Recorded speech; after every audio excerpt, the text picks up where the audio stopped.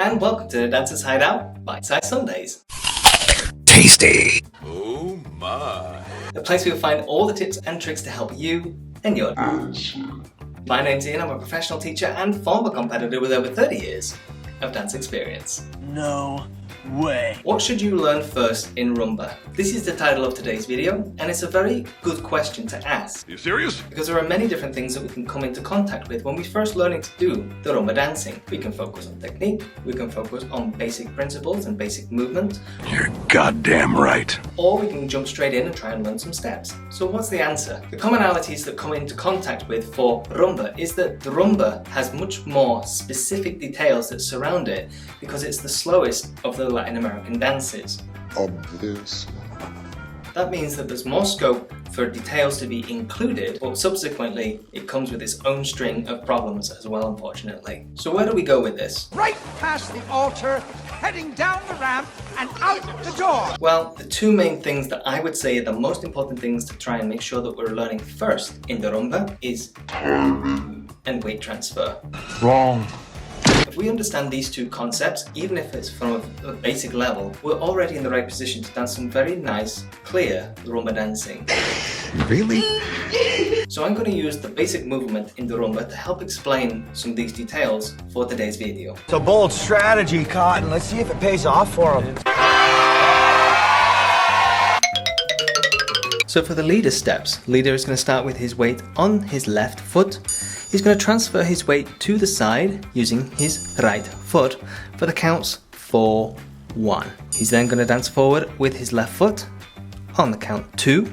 Replace his weight on count 3. He's going to step to the side with his left foot 4, 1. And then he's going to dance backwards on his right foot for count 2. He's going to replace his weight back onto the left foot here on count 3. And then he's going to dance to the side with his right foot 4, 1. So he's going to dance 2, 3, 4, 1. 2, 3, 4, 1. For the lady, she's going to do exactly the same steps, just the opposite way around.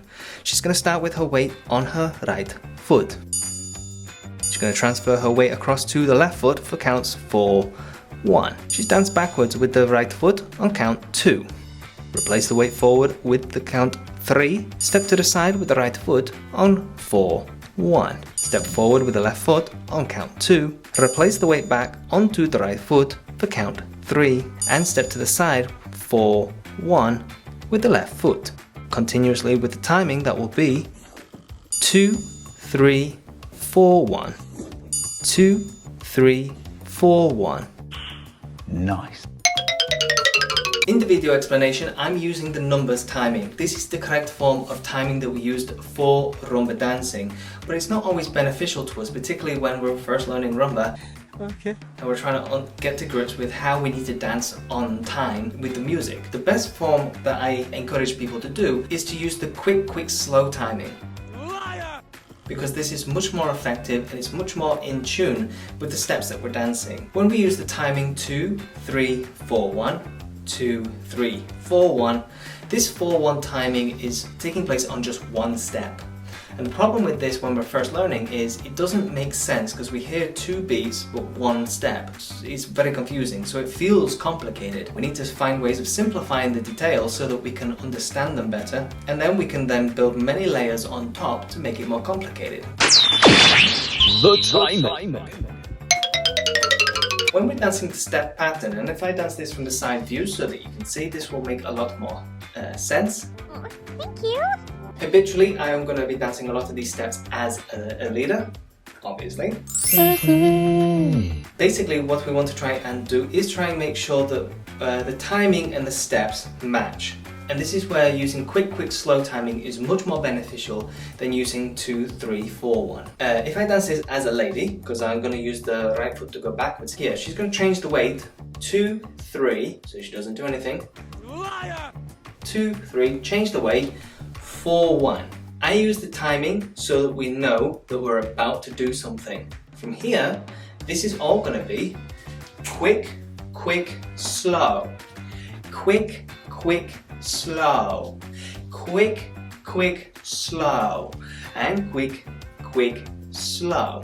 These steps are exactly the same for the leader, it's just the leader's going to dance forward when he dances the steps. He's going to start with his weight on the left foot, transfer 2, 3, where he doesn't do anything, change the weight, 4, 1, then he's going to step, quick, quick, slow, quick, quick, slow, quick, quick, slow, and quick, quick, slow. This detail is very important because from a beginner stage, this helps us feel more comfortable and clear with the type of steps that we're trying to produce in the Rumba dancing. But secondly, this is our bread and butter for staying on time with the music. It's a bold strategy, Cotton. Let's see if it pays off for them. Basically, when we're taking these steps with the timing, this is where the counting in with numbers to get on time first is very important. Julian! And then from there, just using quick, quick, slow timing, nice and steady, quick, quick, slow, quick, quick, is where the benefit of this type of count versus the numbers helps us a little bit more. It seems very silly because changing from numbers to slows and quicks isn't too different, but because the slows and quicks match the actual steps that we're doing, it's actually a lot better and a lot easier for us to get in tune with that. The second element is the weight transfer, and this does tie in with the timing aspect. If I'm dancing quick, quick, slow, and quick, quick, slow, that's very, very definitive about where I should be moving my body weight when I'm taking those steps. That means that if I'm changing my weight from one foot to the other, and I'm taking the step as we've just done, then if I'm using that quick, quick, slow timing, there's not going to be any question about where my body weight is, because it's going to be on the foot that I've just taken. But if we're just trying to make sure that we're using correct timing and settling our body weight in the right way on the foot so that we're on a foot, then this is always going to be correct. One detail that we can do to check whether we are on balance or not is the foot test, and I'll show you what that is. Time for the foot test.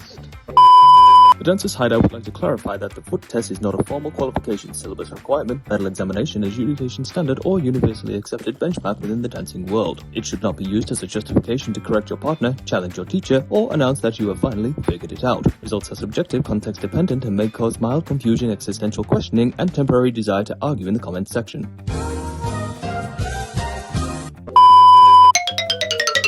So taking this once again from the lady's perspective, but by all means leaders, change the step pattern around here to dance the opposite foot in the opposite direction. You would start on one foot. And if you feel, as you can see on the video here, that if I have to move my body weight away from my other foot, that shows that I'm not on balance. What I want to be able to do is lift that other foot off the floor and to not affect my posture or my poise in any way. If I can do this, this is correct. As I take each subsequent step in the wrong version that you can see here, you can see that I have to push myself off the other foot in order to move again. And this creates jerky movements and oftentimes off time and bad balance. However, in the correct version that you see here, you can see me changing my weight, lifting the foot off the floor, and my posture and my poise is not affected at all. This is how we know it's correct. If I feel I have to shift my weight subtly in order to get off that previous step, it's not correct.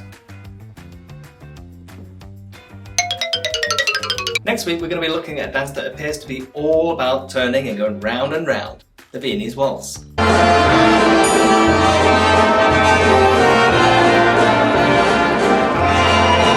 And why actually that idea is very misleading. If you've enjoyed today's video, be sure to give us a like. We'll really appreciate it, of course. If you want to see more from the Dancer's Hideout, then don't forget to hit the subscribe button. Make sure you ding that bell icon to stay notified for whenever we're putting out new videos or content. And don't forget to drop down in the comment section down below anything that you found interesting from today's video, or maybe there is something that you want to see in a future video. Let me know. In the meantime, my name's Ian, this is the Dancer's Hideout, and it's been a pleasure.